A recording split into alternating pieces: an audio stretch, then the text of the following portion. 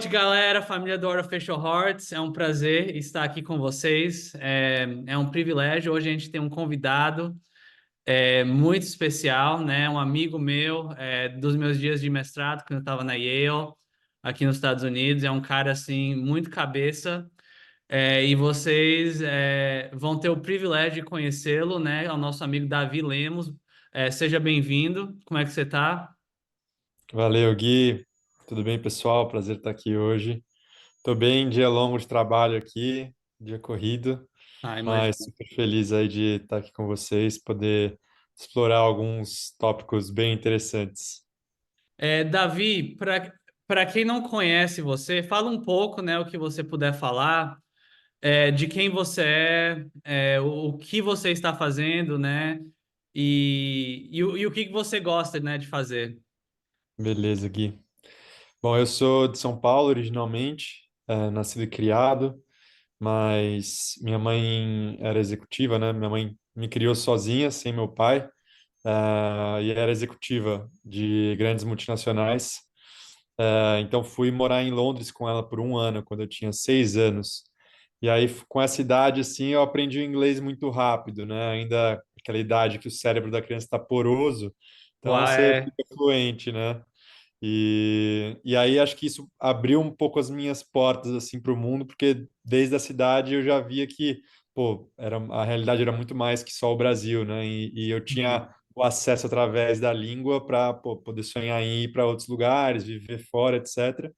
Foi o que eu acabei fazendo, então fui lá para eu fazer meu bachelor's enquanto você estava lá, né, Gui, fazendo seu mestrado. Estudei ciência da computação e psicologia. Sempre fui assim curioso por muitas coisas diferentes. E acabei não conseguindo decidir numa só, então fui fazer as duas juntas, tanto o lado mais de humanas, o lado mais sensível da psicologia, quanto o lado mais, vamos dizer assim, hard, assim, das ciências exatas da computação, e tentar juntar elas de uma forma coerente. E depois da faculdade, e durante a faculdade, nos estágios, também trabalhei com um monte de coisa diferente, desde análise de dados, pesquisa acadêmica, trabalhei na ONU, fui trabalhar com non-profit, trabalhei com blockchain, crédito de carbono, enfim, acabei, depois de várias coisas, durante 2019, fui para a China, morei lá um tempo, comecei meu mestrado lá, e aí, Davi, só a gente retroceder um pouco, que é muito, muito da hora, e eu queria poder explorar um pouco, claro que eu sei que a gente não vai beleza, dar ter tempo. Mas eu queria saber, né? Então, assim, né? Só para quem não entende, né? Você saiu do Brasil para uma das maiores universidades do mundo, né? Que é a Universidade de Yale. E sim, como foi essa experiência de estar nesse ambiente? E o que motivou você a integrar a psicologia, né? Que é uma ciência um pouco mais humana, com esse dom, né? Que você tem, com essa parte mais tecnológica. Qual é a conexão que talvez as pessoas não pensam, mas que você viu, né? Nessas áreas? sim. Cara, a experiência em eu foi muito surreal, assim, foi um choque de realidade muito grande, assim, Eu tô sair do ligado, né, cara? É a Brasil. Disney pros nerds, né? Total, É, total, total, total. E para mim foi muito assim chocante também, porque eu tinha acabado, eu tirei um gap year, né, antes de ir para faculdade. Então eu tirei um ano para viajar, experimentar fazer coisas diferentes, e eu fiquei 6 meses mochilando pela América Latina. Super low cost, assim, então eu tava tipo, cara, pegando busão, dormindo no chão de rodoviária na Bolívia, sabe? Os lugares, que tipo, louco. uma experiência muito roots, assim. E aí, quando eu cheguei lá, tipo, o contrário, sabe? Tudo o excesso e a riqueza e a abundância e o elitismo e tudo isso. Então foi É, muito chocante. E foi muito chocante também ver o quanto os americanos eram autocentrados. é E verdade, eu tava cara. saindo de uma perspectiva, tipo, muito multicultural, América Latina, irmandade ali dos países. Então foi muito chocante isso. E acho que por tentar entender também essa questão do choque cultural, e do que faz as pessoas e as comunidades serem quem são, me despertou muito curiosidade por entender isso. Eu já tinha um pouco de, sabe, interesse em psicologia, mas acho que esse foi um fator muito importante. E eu, assim, primeira vez que comecei a programar, eu gostei muito, assim. Então, assim, fui fazendo as duas coisas ao mesmo tempo, meio que em paralelo, E a hora que eu vi que tinha um joint major, né? Tipo, uma coisa que no Brasil é impensável, cara, se fazer É, cara, é um chato, né, velho? curso junto de psicologia com ciência da computação, mas a universidade já tinha meio que estruturado isso. Eu falei, cara, é para ser assim. Então foi meio que por destino, meio que por seguindo as minhas curiosidades que a gente acabou chegando lá.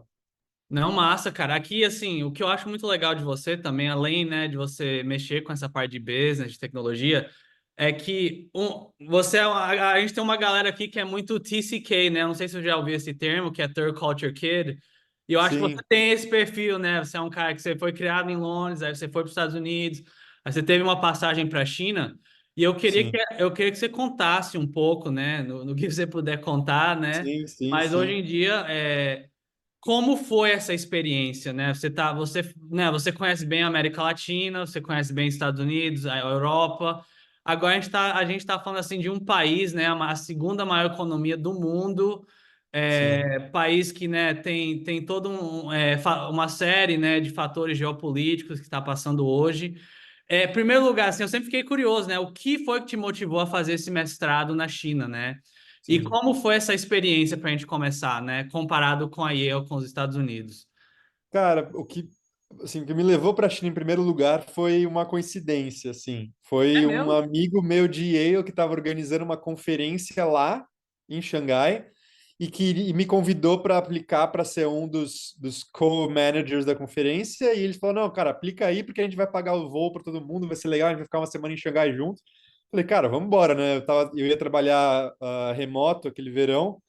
E aí acabei aplicando e fui. E aí, cara, quando eu cheguei lá, foi uma experiência surreal, assim, porque eu senti uma sensação de oportunidade, assim, e de energia, de tipo, uou, sabe? É aqui que as coisas estão acontecendo. Eu senti, tipo, o que eu senti em São Paulo, assim, em termos de dinamismo, Tô só ligado. que com o mesma escala de poder e dinheiro e oportunidade que tinha nos Estados Unidos, entendeu? Então a combinação dessas duas coisas, numa cultura de país desenvolvido, assim, em desenvolvimento, emergente, né? Então, muito mais aberto e muito diferente culturalmente também, ao mesmo tempo que muita semelhança em termos do warmth, muita diferença, enfim, por toda a questão histórica longo prazo, uma civilização diferente, mas também do século XX, muito marcada aí pelas revoluções, pelas guerras, pela questão ideológica. Então, foi fascinante. E aí esse fascínio assim me fez falar, cara, quero voltar. Então, depois dessa primeira experiência, eu voltei, tirei um semestre para estudar chinês e fui lá estudar só chinês e depois falei, cara, quero voltar para o mestrado. E aí apliquei, passei para o mestrado e aí foi na hora que, cara, bateu o Covid, e aí aquele desespero, e, cara, vou ficar aqui não, cara. Então foi um pouco isso, assim, mas foi uma jornada muito interessante, assim, é um lugar que acho que é incrível, culturalmente, assim, fascinante, sem limites, mas que acho que é isso que você falou, né? Tem várias complicações ou várias nuances geopolíticas aí, especialmente recentemente, né? Desde 2020, para mim o grande marco ali foi o que aconteceu em Hong Kong em 2020, foi muito marcante para mim, assim, de ver amigos meus em Hong Kong e conhecidos, e toda essa questão da perda da liberdade de expressão e tudo. Então, é, não sei, é um lugar que tem um lugar especial no meu coração, é, e tem mil asteriscos aí quando eu penso se eu Não, voltaria para lá, se eu gostaria de voltar, sobre que circunstâncias. Então, é uma relação, assim, complexa. não, que massa, velho. A gente, inclusive, né, a gente teve um brother nosso, né, que estava aqui no podcast, que é de Hong Kong, e é sempre interessante quando a gente tem essa conversa, né, com a galera que é da China, que passou tempo na China. E só para explorar, assim, um pouco mais esse assunto, é, qual foi, assim, a percepção que você achou mais distorcida que a gente tem da China quando você chegou lá? E o que você achou que é uma percepção correta, né?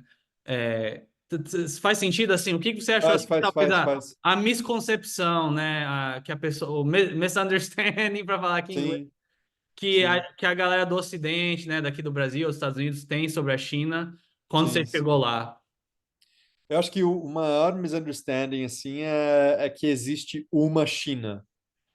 Hum. porque são vários países dentro de um só, assim, não só você pegar as províncias mais longes, né, assim, mesmo Tibete, Xinjiang, a parte da Mongólia que fica dentro da China, todos são muito diferentes culturalmente, até etnicamente muito diferentes. Religião também, né? É, religião, sim, mas eles tentam fazer um pouco de controle dessa Ah, questão de de religião. uniformizar, né, com o partido, né? Ou até assim desincentivar, né? Assim, porque por Ah. muito tempo a religião era assim 100% proibida, né? Então, Ah, toda essa lógica do comunismo, né? Uma ah, lógica bem materialista, mecanicista, né? ah. Então, era uma sociedade obrigatoriamente laica, assim, para bem e para mal. E foi bem interessante. Então, acho que essa é a maior coisa. Não é um país só. Assim, obviamente, Beijing é o centro de gravidade, o centro de poder político, Xangai é o centro de poder financeiro, mas quando você vai para as comunidades, para as vilinhas e tal, você depende muito dessa máquina burocrática estatal do partido, do governo, né? E são muitas realidades, cara, muitas realidades, porque os líderes regionais e das províncias, eles têm muito poder, você Hum. acaba tendo realidades muito, muito, muito diferentes dependendo de onde você está, do condado, da municipalidade. Então, eu acho a maior coisa, a China é um país homogêneo, assim, cara, pelo contrário. Você tem, assim, muito classismo, que, assim, comparado com o Brasil, por exemplo, você notou muito disso lá ou não? Cara, Depende, assim, quem muito, é rico é bem rico, quem é bem pobre, miserável, muito, tem muita muito, mobilidade muito. social.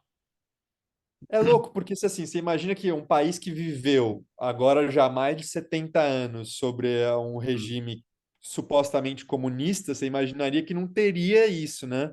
Assim, Mas é o cartão postal, né? Todo mundo é igual.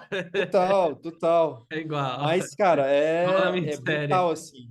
Porque, assim, você tem uma população tão, tão, tão grande que acho que a coisa que fica mais clara culturalmente na China é a competição, né? É São mesmo, cara. tantas pessoas.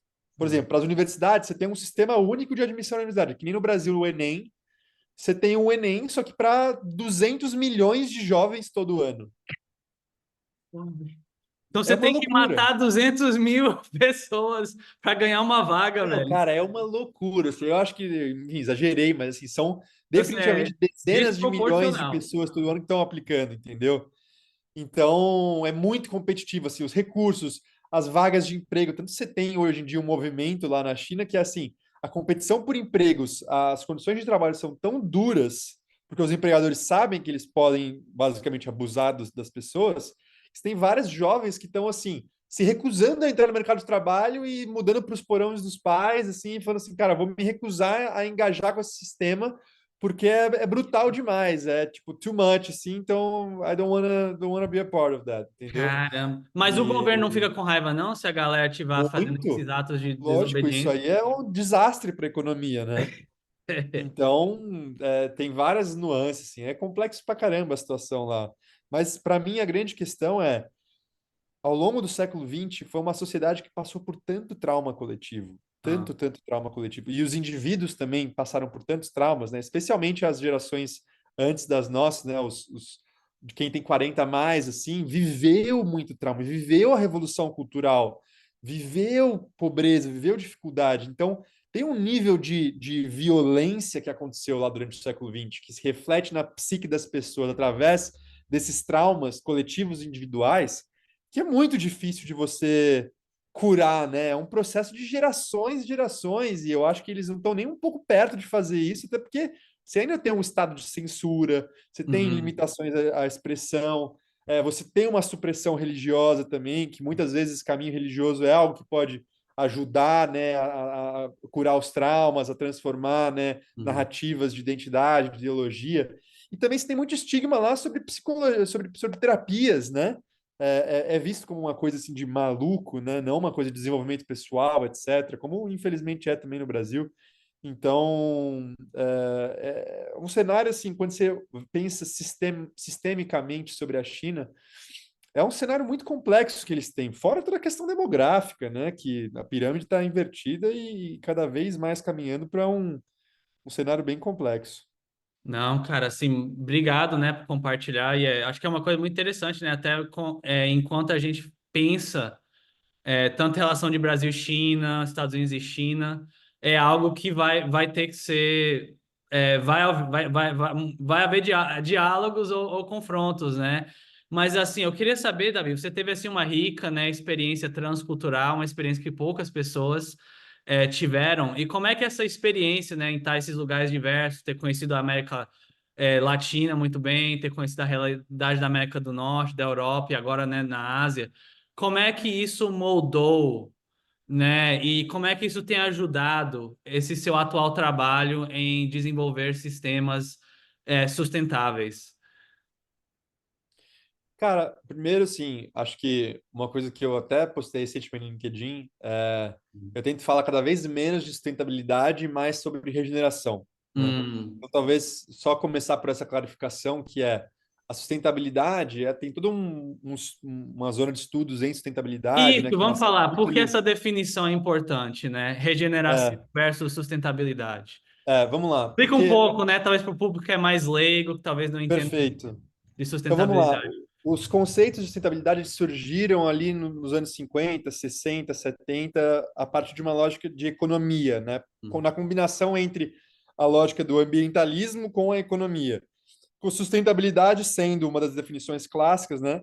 Que as próximas gerações deveriam ter acesso ao mesmo tipo de recurso e oportunidade que nós temos hoje, tá? Então, vamos sustentar o mesmo nível de oportunidades e recursos, acesso a recurso que nós temos para as próximas gerações, tá?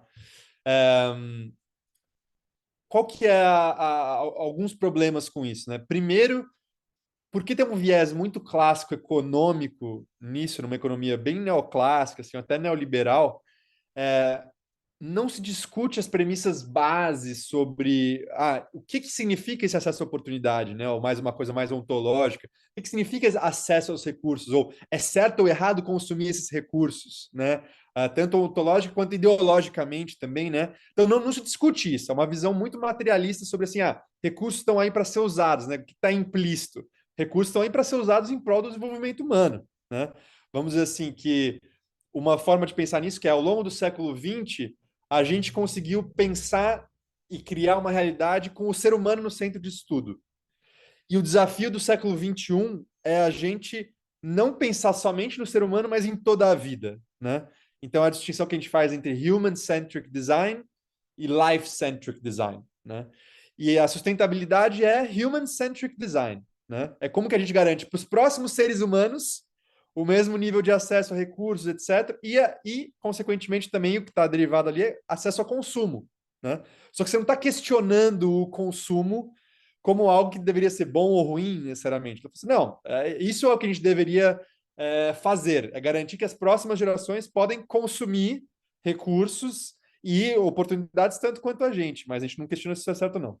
Mas- Agora, vamos para Não, não, continua, perdão, continua, por favor. e aí, o que é regeneração, então? Regeneração é já esse pulo para o século XXI, que parte de premissas questionando mais na base do sistema mesmo, de assim, beleza, mas será que a gente tem que pensar só nos próximos seres humanos? Ou tem que pensar nos próximos animais, nas plantas, talvez na vida que não está só na Terra, né, mas no universo como um todo, na biosfera como um todo? Tem várias teorias que consideram, né?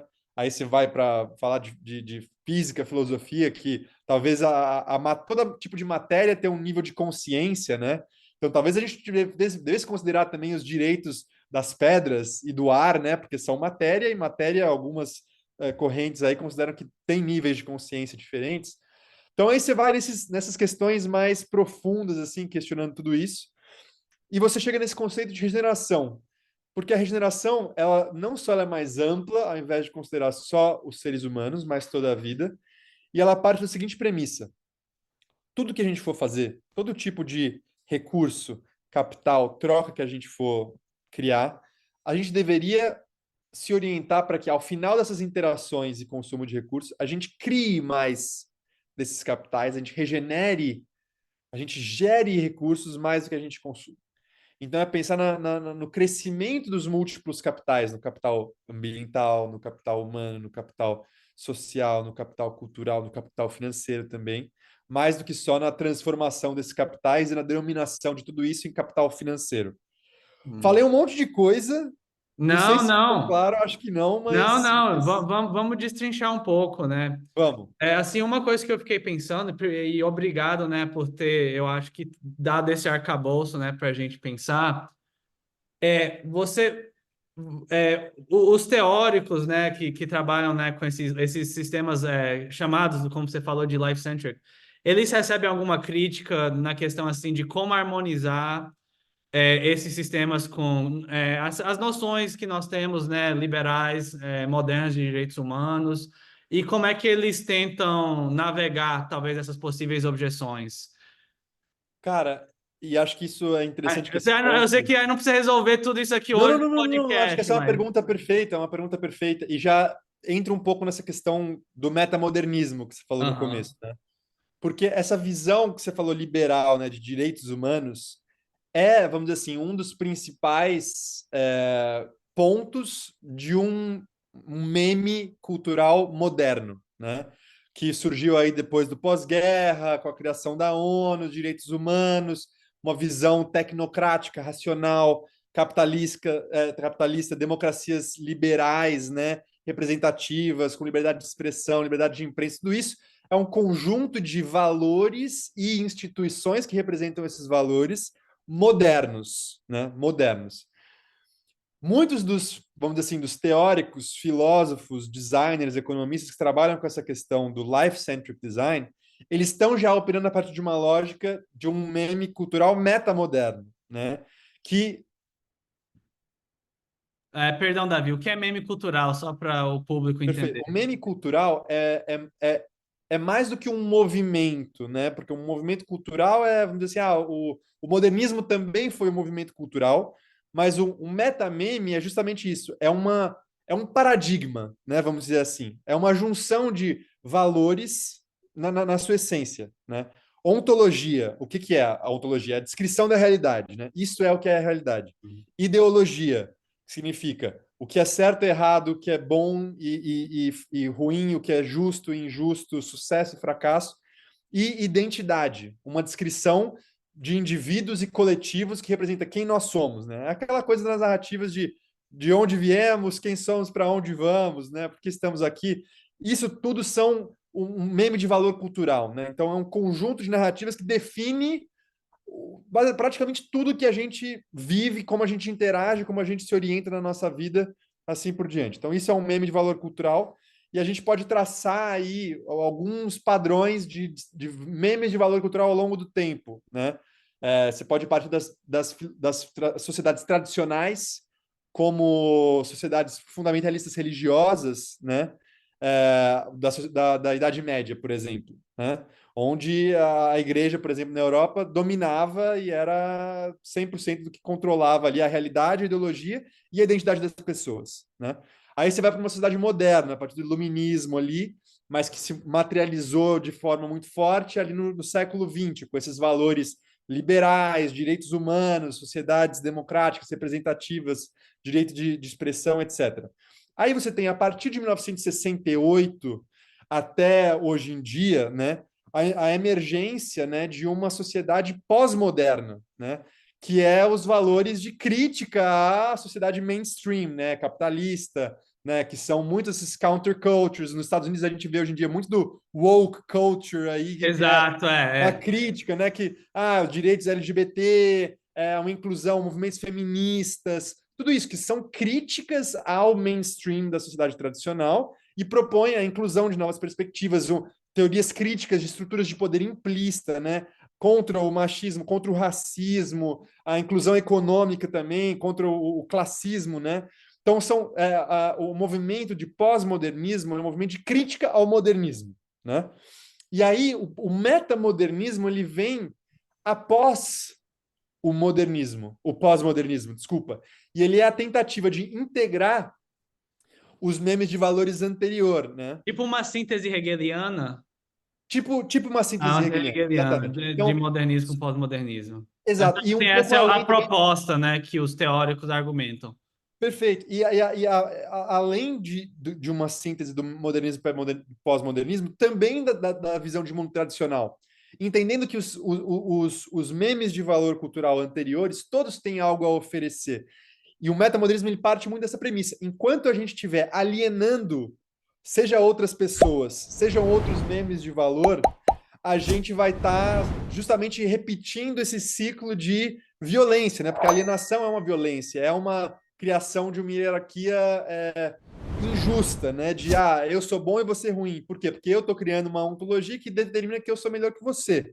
Ao invés de você literalmente olhar e falar assim, olha, aqui estão padrões, critérios objetivos ou intersubjetivos que a gente pode concordar e criar uma hierarquia a partir disso, por exemplo, dizendo o que é modernismo, pós-modernismo e metamodernismo a partir de lógicas de valor cultural e trabalharmos para o desenvolvimento, por exemplo, de sociedades de modernas para pós-modernas, de pós-modernas para metamodernas, seguindo uma lógica, né?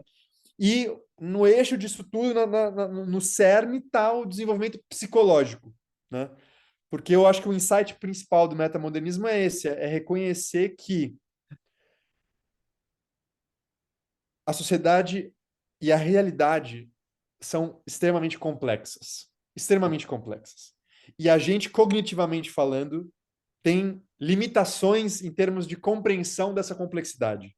Então, enquanto a gente não conseguir olhar para nós mesmos e uns aos outros e trabalhar para se desenvolvermos psicologicamente, em termos de pensamento complexo, inteligência socioemocional, cura dos nossos traumas, a gente vai estar limitado na nossa capacidade de compreensão da realidade de forma complexa e, portanto, esse é o maior limitador de todos, né? A gente vai estar trabalhando com mapas que são muito mais simplificados do que a realidade em si. Portanto, a gente vai ser refém da realidade dos outros que têm mapas melhores para se trabalhar. E assim, né, você não é obrigado a saber, né? Eu não quero transformar isso aqui numa sabatina, né, de metamodernismo, mas eu tô achando muito legal assim a conversa, Manda até para bala. entender melhor, né, esse movimento, que é um movimento que é, eu pessoalmente eu acho que vai crescer, né? Eu já tô vendo, né, porque eu acho que o que a gente está testemunhando hoje são muitas críticas ao liberalismo e muitos modelos, né, de pós-liberalismo que variam nos espectros político-filosóficos, né, Com certeza. de todos os sentidos. E eu queria saber, existe alguma conexão entre metamodernismo e talvez transhumanismo? E como é que o metamodernismo entende essa dicotomia de capitalismo versus planejamento econômico, ou capitalismo versus comunismo, socialismo? O metamodernismo, acho, ótimas perguntas, Gui. Vamos traçar as origens dele historicamente, que acho que vai ficar Isso, mais claro, né? isso. O metamodernismo ele surge nos países nórdicos, no começo de 2010 ali, então é algo que é muito recente, né? Nomeado de metamodernismo. E ele surge num lugar onde você teve décadas e décadas de estabilidade e ordem para permitir um desenvolvimento socioeconômico e cultural das populações. Um fenômeno político interessante nos países nórdicos é que, se você olhar para todos os diferentes partidos políticos, né, ali na Escandinávia, você tem quase como uma consolidação de todos eles ao redor de três eixos principais. Um socialismo democrático, ou seja, um estado de bem-estar social, um acesso à educação e saúde públicos, né? Criação de um grande, uma rede, né? Um social safety network que proteja as pessoas para que elas não baixem de um certo nível de dignidade e acesso a bem-estar, recursos portanto, degradação psicológica, né? Então já estou hinting at a direção aqui. Então, primeira coisa que todos os partidos concordam hoje em dia na Escandinávia, 99%, é um estado de bem-estar social que garanta o mínimo para as pessoas, é essencial. Segundo, uma economia de mercado forte e open market, fair, free, open markets, né? Que permita inovação, empreendedorismo, permitam trocas e criação de valor entre as diferentes pessoas naquela sociedade e entidades, né? Então, fomenta empreendedorismo, mercado, economia de mercado forte. Todos concordam com isso, todos apoiam isso. E o terceiro é essa visão ambientalista, que é necessário preservar, que tem consciência de o consumo de recursos naturais e eficiência e sustentabilidade nesse conceito mais amplo. Então, se você olhar politicamente para todos os partidos políticos na Escandinávia, a maioria absoluta, todos eles estão basicamente nesse grande espectro de social-liberalismo verde, vamos chamar assim. Tipo, é Tá? uma social-democracia ecológica, né? Exato, exatamente, exatamente. Mas de mercado, né? Então tem esse De aspecto do mercado, é. liberalismo que é importante. Então é o social-liberalismo democrático, obviamente, verde, né? E aí, depois disso, o que acontece quando todos os partidos estão basicamente concordando na mesma coisa, né? Porque os cidadãos também chegaram num certo nível de compreensão e pensamento complexo, onde eles estão pensando de uma forma muito mais common sense e menos manipulados, vamos dizer assim, por demagoguery, uh, e inclusos no diálogo político. Nesse momento, o que acontece? Fica meio banal você ter debates políticos tradicionais, né? Porque de uma forma onde os partidos sejam em oposição um ao outro. Porque eles concordam em 99% das pautas. Então, fica um pouco quase que uma farsa, um debate político onde os dois estão concordando um com o outro, mas aí para um ser eleito, ele tem que ser mais agressivo, só que se ele é mais agressivo, os eleitores falam assim, cara, por que você está sendo agressivo? Então, eles estão num outro estágio de desenvolvimento psicológico, político, que permite a eles estarem nessa política que eles chamam de política de co-desenvolvimento. Ou seja, os próprios políticos, né, os membros dos partidos e representantes, eles estão mais focados em desenvolver as políticas uns com os outros do que disputar por poder político, assim por diante.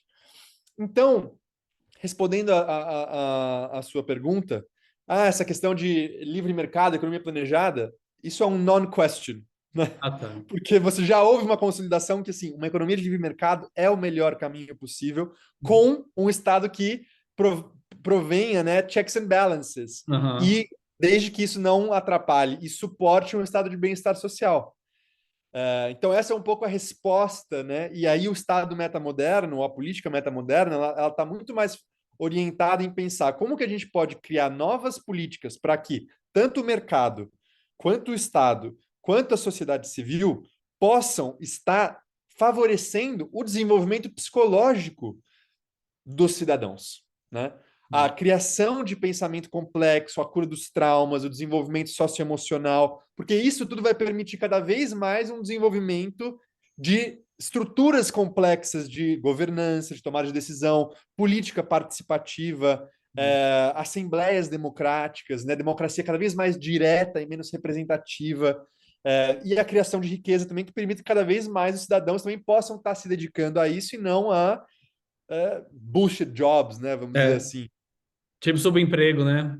Total, cada vez É. menos isso. O ser humano não crescer. A gente, assim, aí já compartilhando minha visão pessoalmente, Não, pode eu não falar. acho que se as pessoas pudessem optar entre ser chapeiro de uma lanchonete ou entregador do iFood ou participar de um diálogo, um debate sobre o que é bom para a sociedade, para a vida dela, para a comunidade delas, conversar com os vizinhos, ou É. até, sabe, ter mais tempo de lazer. Ninguém ia optar por ser entregador do iFood, entendeu? Eu Se não prefiro o tivesse uma diálogo do que necessidade, o iFood. é uma Sempre também, necessidade real e uma, vamos dizer assim, quase que ideologicamente, uma injeção desses valores, né? Nos Estados Unidos é muito forte essa questão do protestantismo, o trabalho é é a única coisa que dignifica o salva, homem. né? É. Então assim, a gente tem que também um pouco se livrar dessas narrativas que estão muito enraizadas nas nossas mentes sobre, de novo, o que é a realidade, né? O que é a vida e a ideologia, o que é certo e errado, o que é bom, o que é justo, porque a gente está muito apegado a essas narrativas que foram muito úteis, de certa forma, até o século XX, mas que a sociedade como está hoje em dia, elas não são mais tão úteis, né? Então, a gente tem que conseguir nos abrir a novas narrativas melhores, melhor adaptadas ao contexto de uma sociedade globalizada, digital, dinâmica e em colapso ambiental, que é o que a gente está vivendo no século XXI. Cara, muito interessante. Cara, eu tenho muitas, né, perguntas. E realmente, assim, eu confesso, eu tenho que ler mais, né? Até eu queria explorar mais essa questão, né, dos talvez dos possíveis dilemas éticos, mas a gente pode deixar isso para outra live por causa do tempo. E eu queria mesmo assim a gente entrasse num livro, né, assim, além de você ser um psicólogo, de ser alguém que trabalha, né, nesse âmbito tecnológico, você também se envolveu nessa tradução, que é um livro chamado The Listening Society. E eu queria saber se você pudesse, assim, talvez dar um resumo, né, para nós, né, para o público, sobre esse livro, né, o que foi que lhe motivou a traduzir esse livro e do que esse livro fala. Cara, perfeito. A gente tá falando desse livro faz 10 minutos, pelo 10 minutos menos. já. Esse livro, ele é o manifesto do metamodernismo político. Ele Entendi. foi escrito na Dinamarca em 2017, é, reconhecendo todo esse processo que eu estou falando para você. Então, muito do que eu acabei de compartilhar sobre metamodernismo vem desse livro, né? A gente está publicando ele agora no Brasil, vai ser dia 16 de maio o lançamento, lá em São Paulo. Então, quem estiver ouvindo e Ah, quiser quando é que é, Davi? Desculpa, participar, repete aí para o público, pro pessoal. dia 16 de maio, em São Paulo, vai ser na livraria Martins Fontes, na Avenida Paulista, às 19 horas. Vamos fazer o lançamento do livro pela editora Afluente. Massa. Você vai estar lá, né, e mais alguém? Vou estar lá, vai ter um monte de gente, a gente vai fazer uma palestra lá Interessante. e fazer esse lançamento do livro. Massa. E, Davi, desculpa, tem mais alguma coisa que você quer falar sobre The Listening Society, sobre os autores?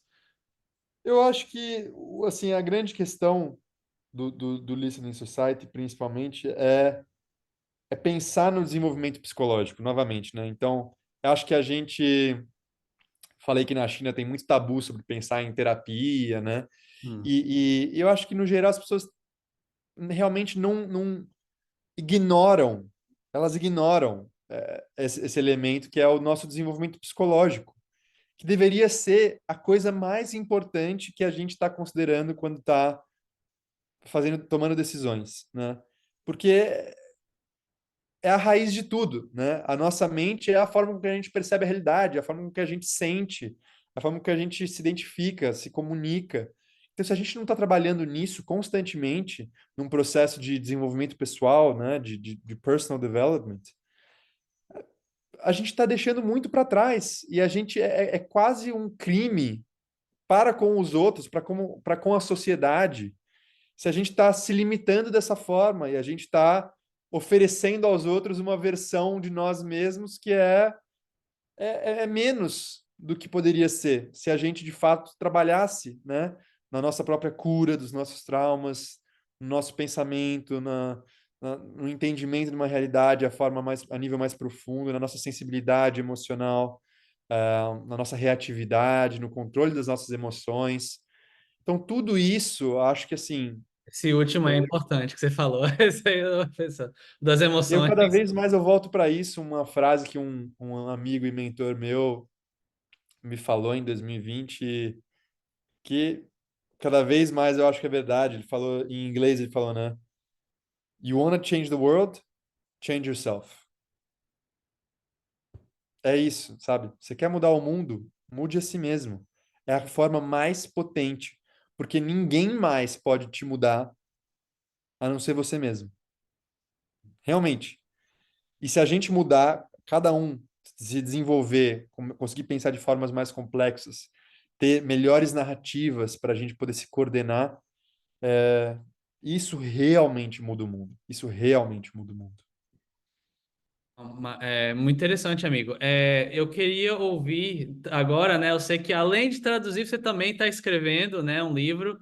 Eu sei que você ainda não lançou, mas a gente queria abrir a oportunidade aqui para você falar o que você pode falar até agora, né? Porque eu sei como é, né, o processo criativo.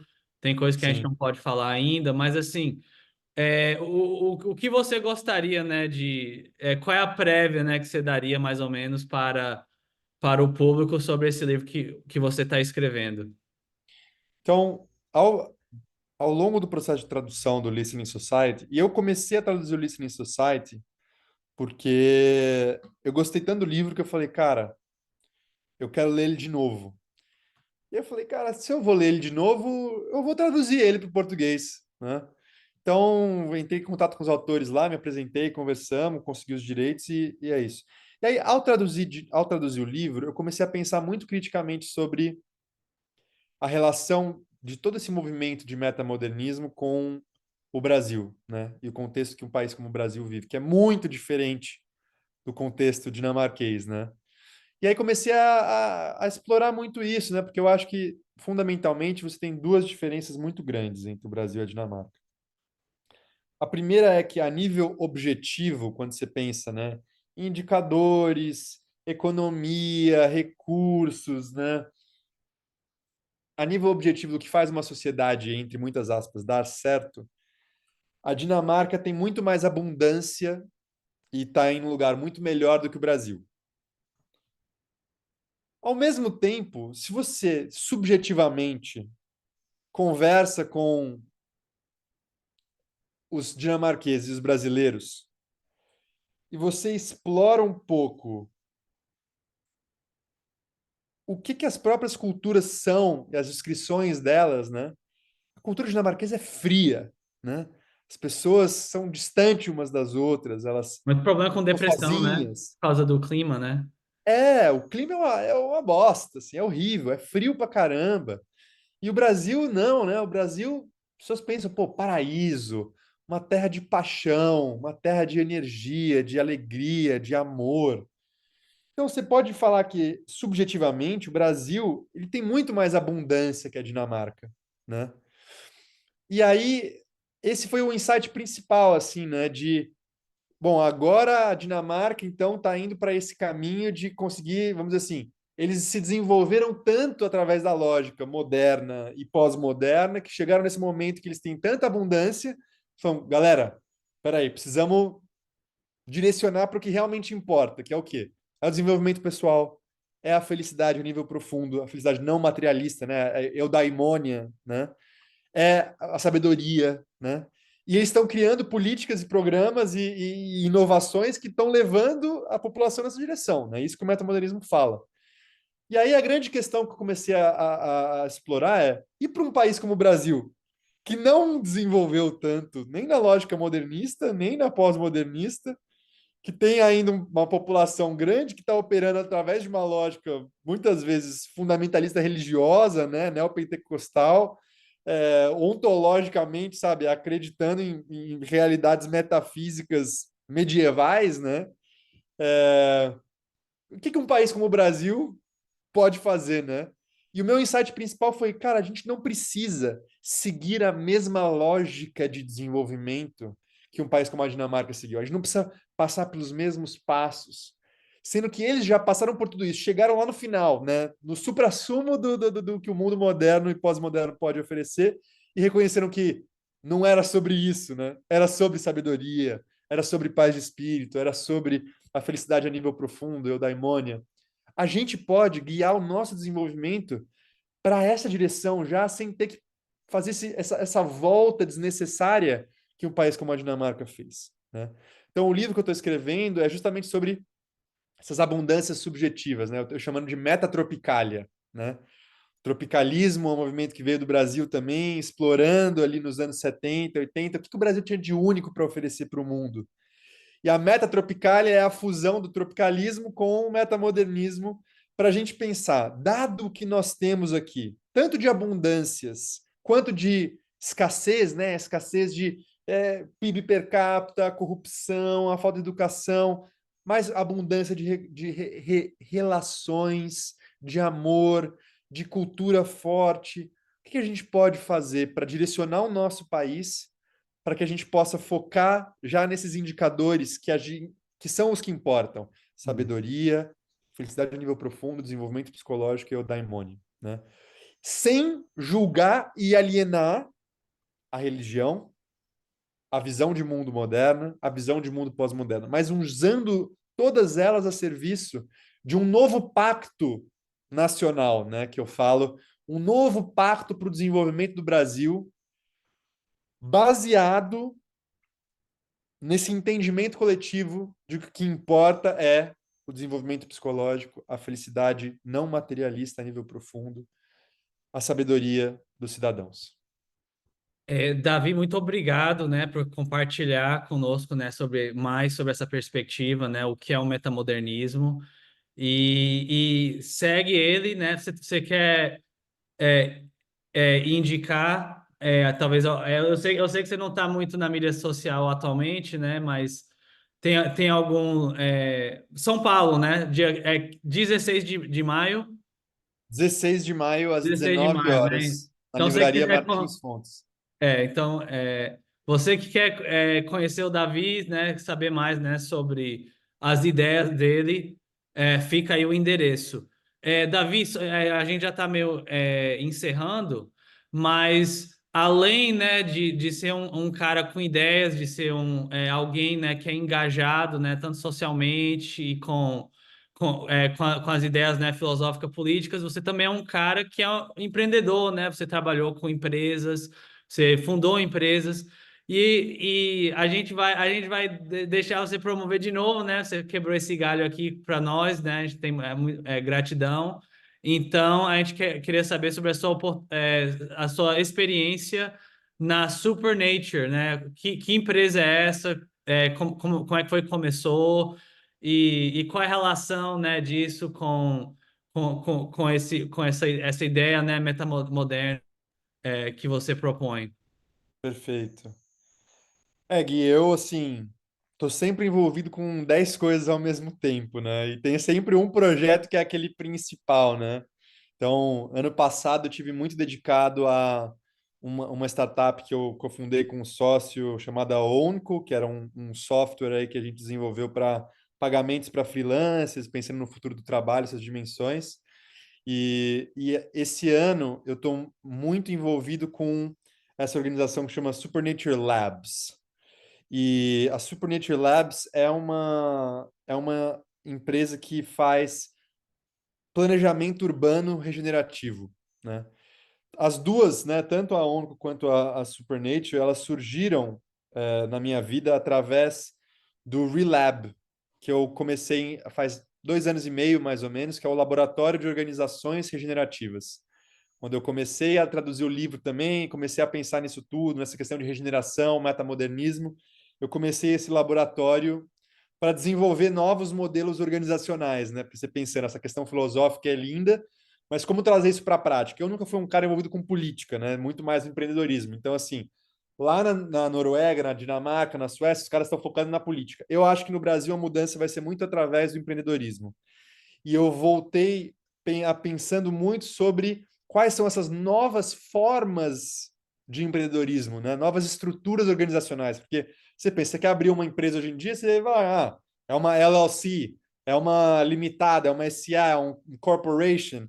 Mas tudo isso são frameworks, né? São estruturas que foram desenvolvidas aí ao longo dos anos e estão muito outdated, né? Estão muito, muito século XX. Você pensar essas estruturas, na verdade, são século XIX ali, cara, assim, Inglaterra, século XIX, começo até, cara, século XVII ali, o mercantilismo holandês, várias dessas coisas surgem dessas épocas, né? Isso, totalmente fora do contexto, de novo, da globalização, digitalizado, uma necessidade de desenvolvimento psicológico e de uma urgência, um colapso ambiental aí que a gente está vivendo.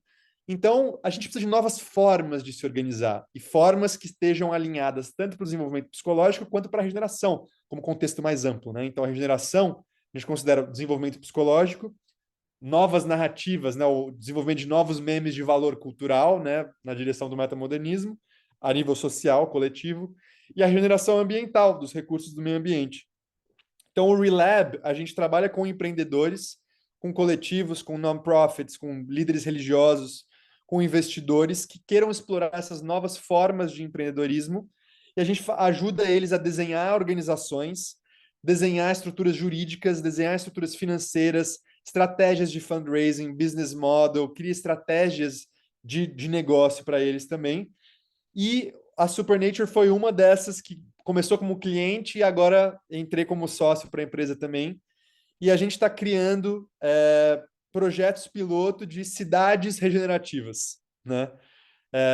Alguns aqui no Brasil, nos Estados Unidos, estamos trabalhando muito no Oriente Médio, mas o Dror, que é o fundador, ele desenhou, teve uma visão sobre estruturas para cidades que sejam baseadas em geometrias da natureza, né? Principalmente Uau, a geometria das células, né?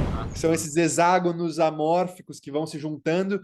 E ele começou a desenhar cidades, bairros assim dessa forma e viu, cara, a eficiência energética é 40% melhor, né? Preservação do solo, regeneração do solo, uso de carbono, até captura de carbono, geração de crédito de carbono, biodiversidade.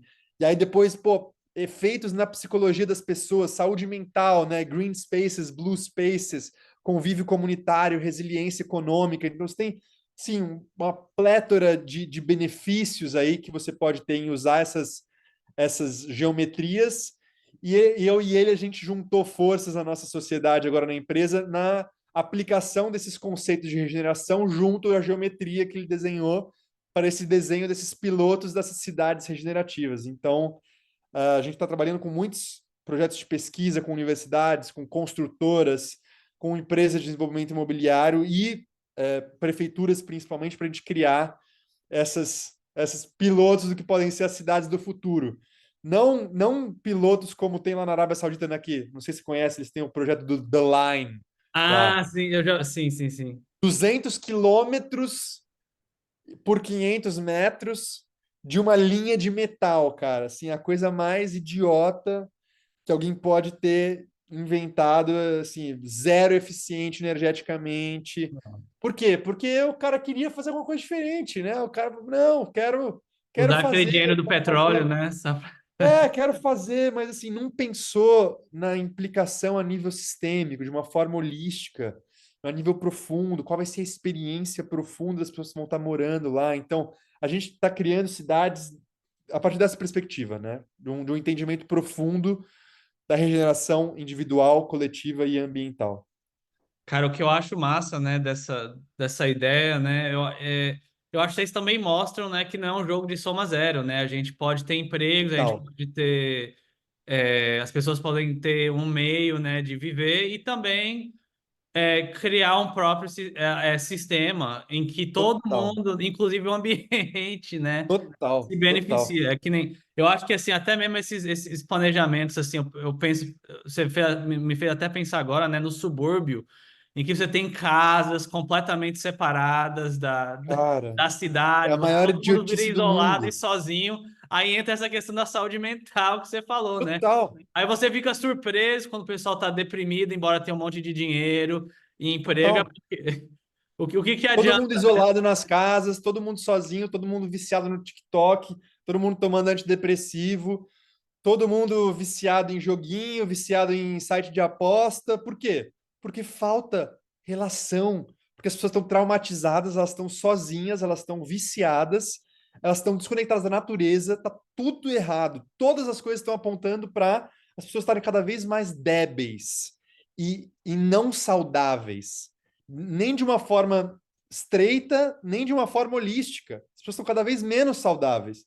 A gente não conseguir endereçar isso, a gente não vai conseguir ter a coordenação humana necessária para conseguir regenerar o planeta a nível ambiental, né? E, de novo, isso é o que o pessoal chama de metacrise ou policrise, né? Não é só o colapso ambiental. Não, cara. Tem uma crise muito mais profunda de sentido, de significado, de saúde mental. Os microplásticos que estão na água, que estão acabando com a nossa blood-brain barrier, aí, a nossa capacidade de conseguir pensar fisiologicamente o nosso esperma, nós como homens que estamos reduzindo o sperm count 70% em 70 É. anos, a qualidade do ar, cara, os minérios, cara, a qualidade do solo, os alimentos que estão cada vez menos nutritivos, assim, everything is collapsing, entendeu? A bolha da porra do United States debt que vai estourar e vai colapsar a economia global. Inflação, né, velho? Com certeza, Ah, todo o horrível. sovereign debt da Europa, do Japão. Cara, esquece, vai tudo colapsar. Então, assim, essa é a metacrise, é a policrise, é um sistema, é um paradigma, eles chamam de world system, que está em colapso. E a grande questão é, o que podemos fazer diante desse colapso, né? Qual é a nossa... E eu acho que a gente só pode fazer três. Qualquer coisa que a gente fizer, ela vai cair em three umbrellas. Ou a gente está softening the landing, porque vai ter um colapso. We Então, gotta mas está soften the landing. amortecendo, né, É isso, amortecer a a aterrissagem. Porque assim, aterrissagem, a o aterrissagem. avião ele está caindo, ele vai ter que pousar. Vamos amortecer essa aterrissagem. Então, a primeira coisa é amortecer a aterrissagem. A segunda coisa é plantar sementes.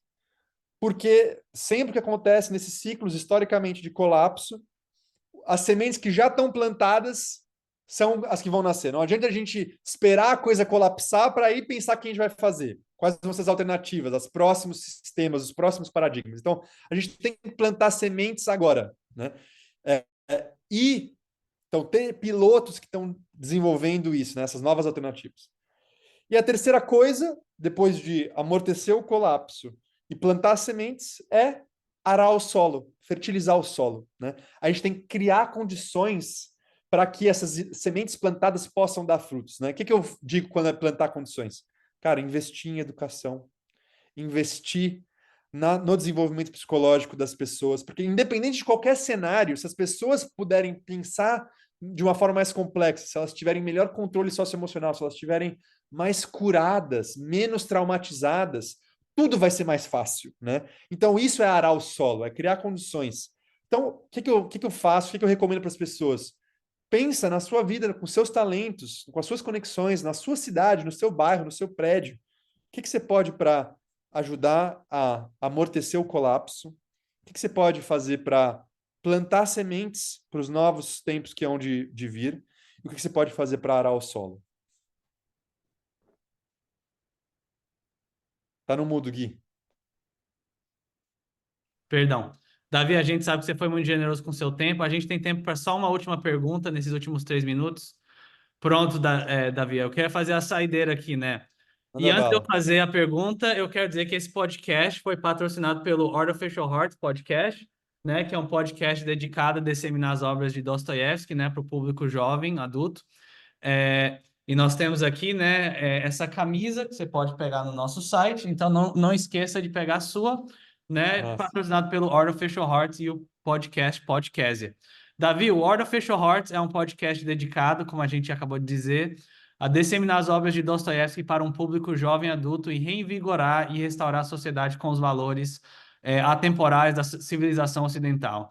Em uma sociedade, né, que a gente acabou de falar, né, nessa hora, onde as pessoas estão sofrendo constantemente com problemas de solidão, desconexão social, relacionamentos líquidos, como você enxerga, né, o potencial de organizações regenerativas que a gente conversou, que você mencionou, para humanizar e nos ajudar a reconectar uns com os outros numa sociedade cada vez mais globalizada, né, e individualista? Eu decidi trabalhar com organizações, Gui, assim, dentro de um Theory of Change, porque eu pensei que, independente do lugar onde a gente esteja, né, seja no Brasil, seja nos Estados Unidos, seja na Rússia, na China, todo mundo está a todo momento se organizando com outras pessoas para criar valor, para trabalhar, para movimentar uma causa, para investir, para orar, qualquer coisa, né? Tudo isso são tipos de organizações. Então, você criar um framework ou um modelo para uma regeneração, uma organização que possa ser regenerativa para os seus membros e para as sociedades e para o ecossistema como um todo, para mim, isso é algo que pode ser infinitamente replicado, né? Seja se é uma igreja, ou é um fundo de investimento, ou um time de futebol, ou uma startup na blockchain, assim. Tudo são tipos de organizações diferentes. E se a gente consegue entender na essência o que todas elas têm em comum e elas podem praticar em termos de rotinas, em termos de valores, em termos de estruturas, em termos de ferramentas que possam levar à regeneração, isso tem um impacto sistêmico muito grande, mesmo que sejam coisas pequenas. E por isso que o trabalho que a gente faz no Relab é 100% non-for-profit, é 100% open source. Eu digo, nada ali é meu, tudo é nosso. Nosso com N maiúsculo, assim, é da humanidade. Né? É da humanidade para a humanidade, é colaborativo. Todo o material está acessível no nosso site, relab.earth. Para as pessoas acessarem, é para as pessoas criticarem, construírem em cima, publicarem, e a gente ir gerando mais e mais esse conteúdo para todos, né? Como uma ferramenta de mudança. Davi, muito obrigado. Foi um prazer ter você aqui na nossa plataforma, né? E você agora, né, já faz parte aqui, né, da família Artificial Hearts. E será um prazer ter você no futuro, né? E muito obrigado aí pela sua presença. A gente deseja a você tudo de bom. E muito sucesso aí na Supernatur, na Relab, em todos aí os projetos que você está fazendo. E muito obrigado novamente. Eu que agradeço, Gui. Obrigado pelo convite. Obrigado a todo mundo aí que ouviu. E para quem quiser, 16 de maio, fica o convite aí para a gente se encontrar lá em São Paulo. Pronto, valeu, viu, pessoal? Não percam. Tchau, tchau.